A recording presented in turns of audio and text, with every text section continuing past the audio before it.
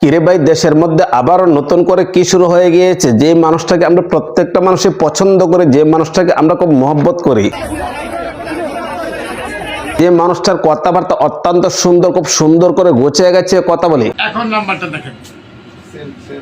এই মানুষটার উপর দেখলাম হঠাৎ করে কোন এক দুর্বৃত্তরা কি করেছেন, আক্রমণ করেছেন, এরকম কি তার উপর গুলি করেছেন।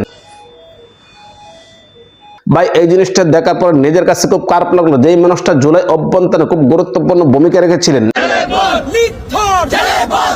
এই মানুষটার উপরে যদি এরকম ভাবে আক্রমণ হয়, এরকম ভাবে যদি গুলিবিদ্ধ হয়, তাহলে ভাই দেশের মধ্যে কোন মানুষটা নিরাপদ আছে? কোন মানুষ কিন্তু নিরাপদ না। নির্বাচনে জিতবো কিনা এটা তো ছোট প্রশ্ন। একটা জিনিস চিন্তা করে দেখেন, যে মানুষটা ঢাকা কোন এক আসনের মধ্যে মির্জা আব্বাসের সাথে প্রার্থী হয়েছেন, অথচ গত কিছুদিন আগে কিন্তু সে বিভিন্ন জায়গার মধ্যে প্রচারণা করেছেন, বিভিন্ন জায়গার মধ্যে তাকে এরকম ভাবে মানুষের ভালোবাসা দিয়েছেন। মানুষের ভালোবাসা দেখার পর আমি খুব সিদ্ধ হয়ে গেছি, এরকম একজন মানুষ যদি নেতা হয় তাহলে কিন্তু দেশের মধ্যে অনেক গুরুত্বপূর্ণ কাজ হবে। এরকম একজন মানুষ যদি দেশের মধ্যে নেতা হতে পারে, এরকম একজন মানুষ যদি দেশের জনগণের উপকার আসে, তাহলে কিন্তু প্রত্যেকটা মানুষের উপকার।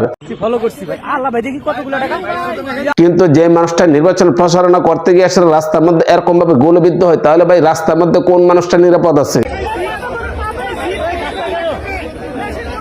যে মানুষটা দেশের জন্য এত কিছু করেছেন, তার উপরে যদি দুর্বৃত্তরা গুলিবিদ্ধ করে, তাহলে ভাই আমি আর আপনি কি সেভাবে নিরাপদ আছি? আমি আর আপনি কিন্তু কোনোভাবে নিরাপদ না। যদি আমরা নিরাপদ থাকতাম, তাহলে রাস্তাঘাটের মধ্যে যদি একজন প্রার্থী বের হওয়ার পরে যদি প্রার্থীর উপর এরকম ভাবে আক্রমণ করে, আমরা ভাই কিন্তু কখনো কোনো জায়গার মধ্যে নিরাপদ না। যে মানুষটা এরকম ভাবে দেশের জন্য কাজ করেছে,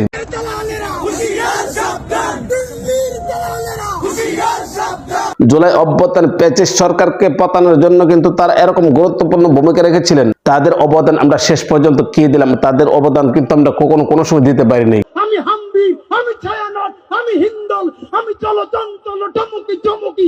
যে মানুষগুলো নিজের জীবনকে বাজি রেখে রাস্তার মধ্যে পড়ে তারা আন্দোলন করেছেন, অথচ এখন গিয়ে আসলে এই মানুষগুলোর উপর এরকম ভাবে আক্রমণ করছে। ভাই যারা আপনারা তার উপর আক্রমণটা করেছেন, যারা তার উপর এরকম ভাবে গুলিবিদ্ধ করেছেন, এখন আমার কথা হচ্ছে আপনারা জুলাই অভ্যন্তরে কোথায় ছিলেন? আপনারা তো জুলাই অভ্যন্তরে কোনো ধরনের কোনো ভূমিকা ছিল না, তাহলে তাদের উপর এরকম ভাবে কেন আক্রমণ? যে মানুষগুলো নিজের জীবনকে বাজি রেখে এরকম ভাবে পরিশ্রম করে নতুন একটা দেশ স্বাধীন করেছে, আর নতুন একটা দেশ যখন স্বাধীন করেছে, তখন কিন্তু আমরা খুব সুন্দরভাবে কথাবার্তা বলতে পারতেছি, যে কোনো জায়গার মধ্যে বসে আমরা নির্ভয়ে কথাবার্তা বলতে পারতেছি। কিন্তু এখন এরকম একটা সময় আসছে যার কারণে আমরা কোনো জায়গার মধ্যে নিরাপদ না। যে মানুষগুলো নতুন দেশকে স্বাধীন করতে গিয়েছে, তারা এরকম পরিশ্রম করেছে, এরকম ভাবে তারা কষ্ট ভোগ করেছে, এখনো কি তাদের কষ্ট দূর হয়েছে? ভাই তাদের কষ্ট কিন্তু এখনো দূর হয়নি। হ্যাঁ জানি তো ভাই, কি চিনি আপনার তো এখানেই বাসা। যদি তাদের কষ্ট দূরই হতো, তাহলে আজ কেন রাস্তার মধ্যে নির্বাচন প্রচারণা করতে গিয়ে আসলে এই মানুষটা এরকম ভাবে গুলিবিদ্ধ হয়েছেন?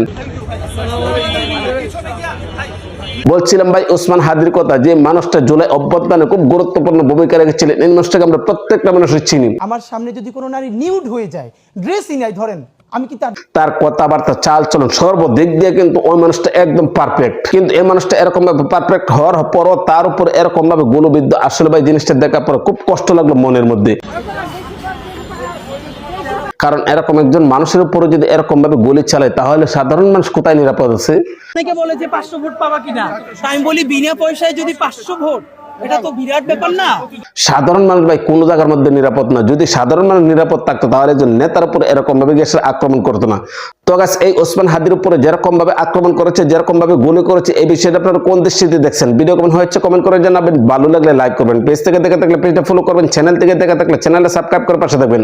তো আজ এই পর্যন্ত রাখলাম, ভালো থাকুন, সুস্থ থাকুন, আসসালামু আলাইকুম।